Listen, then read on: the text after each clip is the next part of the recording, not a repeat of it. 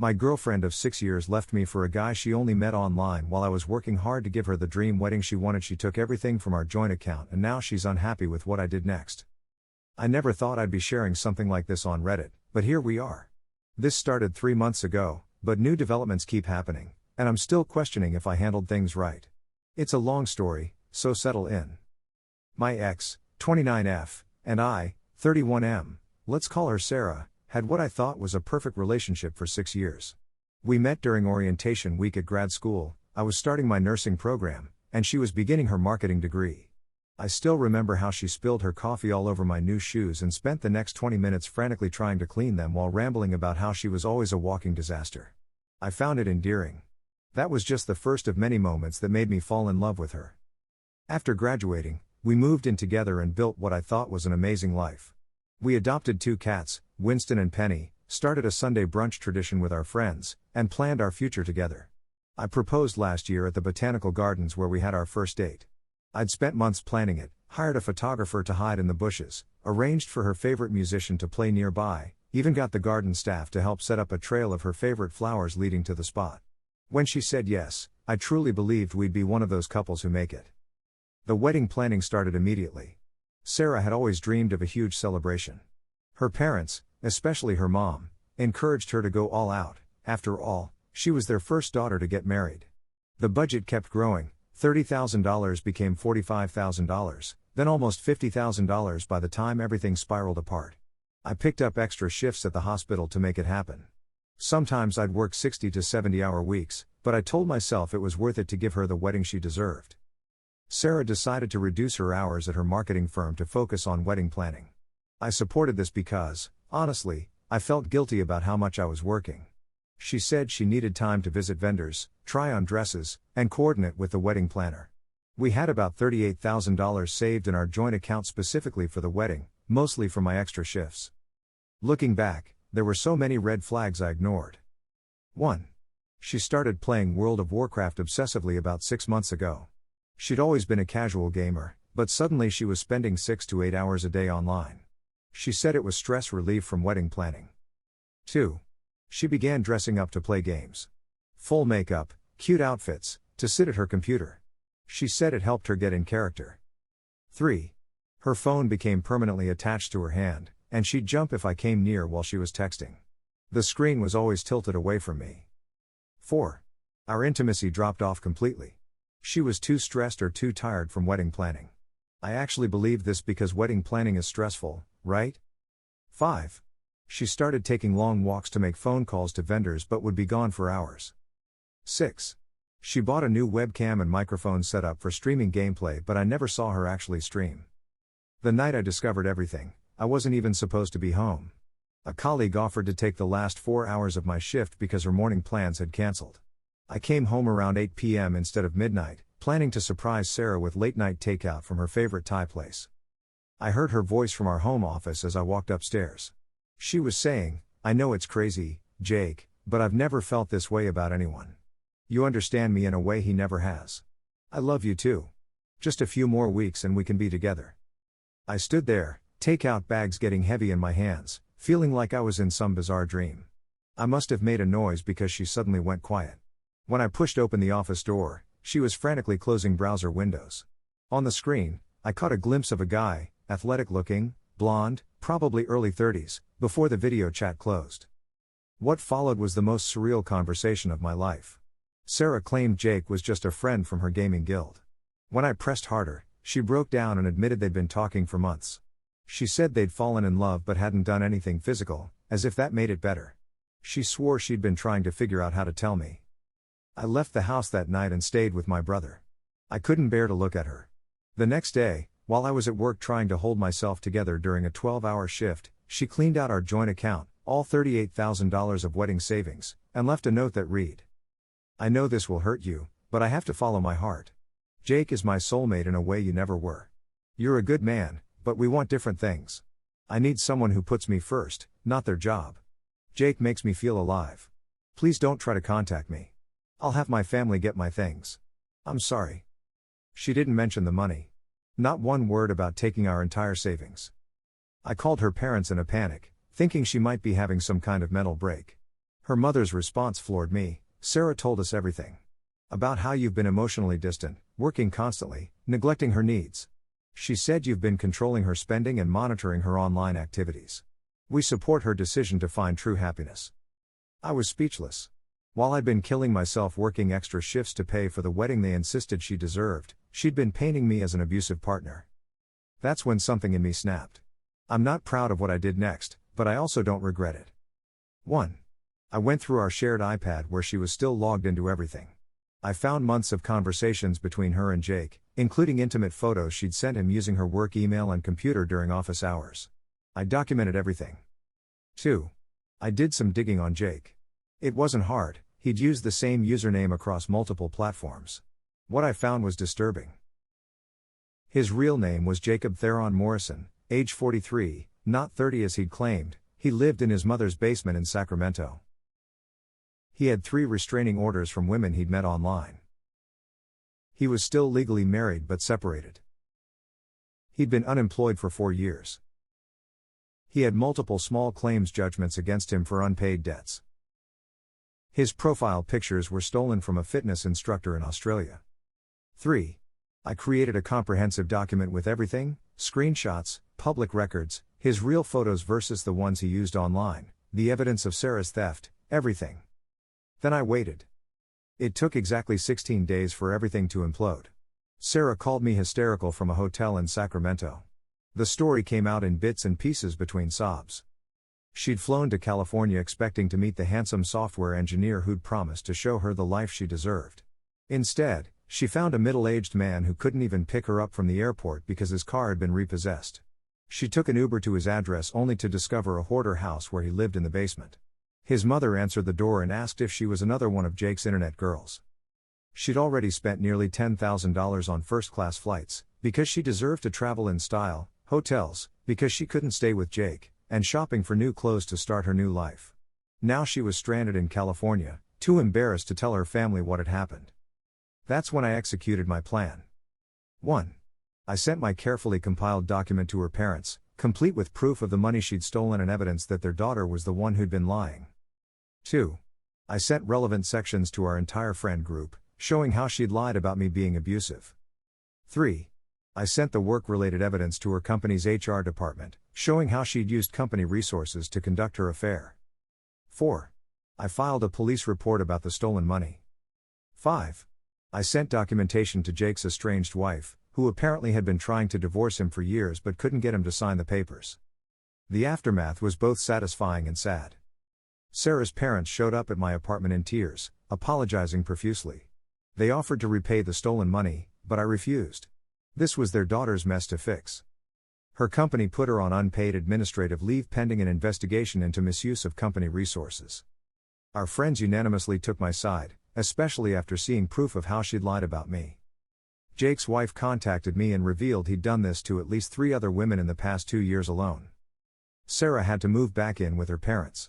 She'd blown through almost half the money in just over 2 weeks. The police are treating it as a civil matter since we were engaged and the account was joint, but they're investigating the possible cyber aspects involving Jake. Here's where things get complicated and why I'm posting. Sarah has been on a campaign to get me to remove the evidence I compiled. She's in therapy now and says exposing her actions this way is inhibiting her healing process. She sent me a 15-page handwritten letter apologizing and asking for another chance. She claims she was suffering from depression and got caught up in an online fantasy world because she felt neglected. Her family is divided. Her parents think she deserves everything that's happening to her, but her sisters say I'm being cruel by not taking down the Google Drive with all the evidence. They say I'm preventing her from moving on with her life because this documentation could hurt her future job prospects. Some of our mutual friends think I should accept her apology and drop everything, saying I've made my point. They think continuing to press charges is excessive. But here's what they don't know. 1. I recently found out Sarah and Jake had been planning this for months. They had a shared document detailing how to maximize how much money they could get from our joint accounts. 2. She had been bad-mouthing me to potential employers in my field, which could have seriously hurt my career if I ever wanted to change hospitals. 3. She tried to cancel our cat Winston's life-saving surgery appointment, scheduled before all this happened, out of spite, knowing I was emotionally attached to him. Thankfully, the vet called me to confirm. The new developments that prompted this update. 1. I've started dating someone new, Dr. Amy Chen, a physician I work with. She's incredible, brilliant, kind, and most importantly, honest. She actually knew about Sarah's lies because Sarah had tried to warn her that I was abusive. Amy, being the intelligent woman she is, saw through the lies immediately. 2. Sarah found out about Amy and is now telling people I must have been cheating with her during our relationship. She's trying to flip the narrative again. 3. Jake's wife informed me he's done this to multiple other women, and they're building a case against him for fraud. They want to use my documentation in their case. 4. Sarah's therapist reached out to me, with Sarah's permission, to ask if I would participate in couples counseling as part of Sarah's healing journey. I declined. 5. I discovered Sarah had taken out a credit card in my name during our relationship. I'm now dealing with that fraud claim too. So, AITA for maintaining this documentation and refusing to let it go? Should I take down the Google Drive and drop everything as a gesture of good faith? Am I being vindictive rather than protective of myself? Edit. Some additional context people are asking for. 1. Yes, I have documentation proving the money came from my extra shifts. 2. No, I haven't received any money back yet. 3. The police investigation is ongoing, especially regarding the credit card fraud. 4. Jake is now being investigated by the FBI for similar scams across state lines. 5. Sarah's company fired her after discovering she had also been using company resources to run a side business selling items she dropshipped from China while claiming they were handmade. Edit 2. Thank you for all the awards and support. I'm overwhelmed by the responses. Final update, based on the advice here and from my lawyer, I'm keeping all documentation but moving it to a secure location rather than an accessible Google Drive. The police need it for their investigation anyway. Amy suggested that this is a healthy way to protect myself while also moving forward. She's right, I don't need to keep the wounds open to prove I was wronged. Update 2. The past 2 weeks have been intense. Remember how I mentioned Jake was being investigated by the FBI? Well, that situation exploded in ways none of us expected. It turns out Jake wasn't just a catfish running romance scams. He was part of a larger network of scammers who targeted professional women specifically. They would find women with access to company resources or financial accounts, romance them through online games, not just WoW, they used several platforms, and then use their access to commit larger-scale fraud. The FBI agent who interviewed me explained that they've been tracking this group for over a year.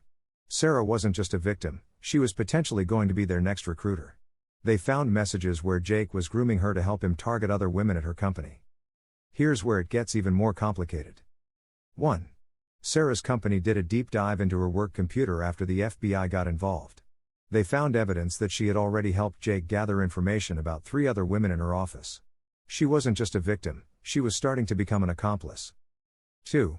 The credit card fraud I discovered? It wasn't just one card. Sarah had opened 5 credit cards in my name over the past year. The total damage is close to $43,000. The credit card companies are working with me to resolve it, but it's a nightmare. 3. Remember how I mentioned Sarah's parents offered to help repay the stolen money? Well, they withdrew that offer after discovering Sarah had also stolen $25,000 from them by taking out a home equity loan on their house using forged documents. They're pressing charges. 4. Winston, my cat who needed surgery? He's okay, but I discovered something disturbing. Sarah had actually been slowly poisoning him with human medications to create expensive vet bills, hoping I would drain my personal savings account to save him. The vet found evidence of it during his pre-surgery blood work. He's now living his best life with me and Amy, completely healthy. The revelations about Sarah's involvement in the larger scam changed how a lot of people view the situation. 1. Her sisters, who initially thought I was being cruel, have stopped defending her. They found out Sarah had borrowed and sold some of their family heirloom jewelry to fund her escape with Jake. 2. Her therapist terminated their relationship after Sarah tried to manipulate her into writing letters to the court claiming she was mentally unfit during the time of the crimes. 3. Several of our mutual friends who had suggested I let it go have apologized after learning the full scope of what was happening. As for Sarah herself, she's facing some serious consequences. 1. She's been indicted on multiple federal charges related to wire fraud, identity theft, and conspiracy. 2. Her company is pursuing civil charges for corporate espionage and fraud. 3. 3 of her former co-workers are suing her for harassment and defamation. 4. The veterinary clinic is pressing charges for animal cruelty. Some people have asked about Jake. He was arrested last week trying to flee to Mexico.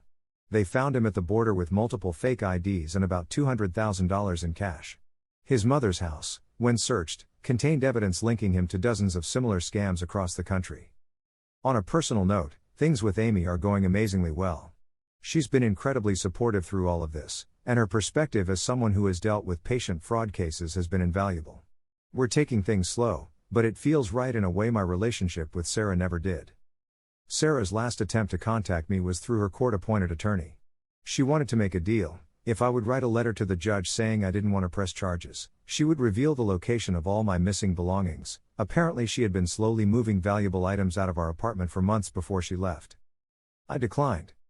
Here's why I'm posting this update. I've been getting messages from people in similar situations. It seems like these online romance scams targeting professionals are more common than anyone realizes. The FBI agent told me they see cases like this all the time, but many victims are too embarrassed to come forward. So, if you notice your partner 1. Suddenly spending excessive time gaming or on social media. 2. Being secretive with their phone/computer. 3. Making excuses to reduce work hours. 4. Having unexplained financial transactions. 5. Gradually moving belongings out of shared spaces. 6. Making new online friends they won't introduce you to. 7. Trying to isolate you from family and friends. 8. Creating elaborate stories about why they need access to financial accounts. Please don't ignore these red flags like I did. Some final thoughts. 1. Winston and Penny, my cats, are thriving. Amy's golden retriever, Max, has adopted them as his best friends. 2. The police recovered about $18,000 of the stolen wedding savings so far. It's something. 3. My credit is slowly being restored as the fraud cases are resolved. 4. I'm working with a support group for victims of romance scams. It's helping more than I expected. 5. Sarah's parents are selling their house to pay off the fraudulent home equity loan. They've cut all contact with her. Edit, for those asking for updates about Winston, yes, he's fully recovered and is currently sleeping on my keyboard, making this post very difficult to type. Final note, thank you, Reddit. Your support and advice helped me stand firm when people were pressuring me to let it go. Sometimes standing your ground isn't about revenge, it's about protecting yourself and others.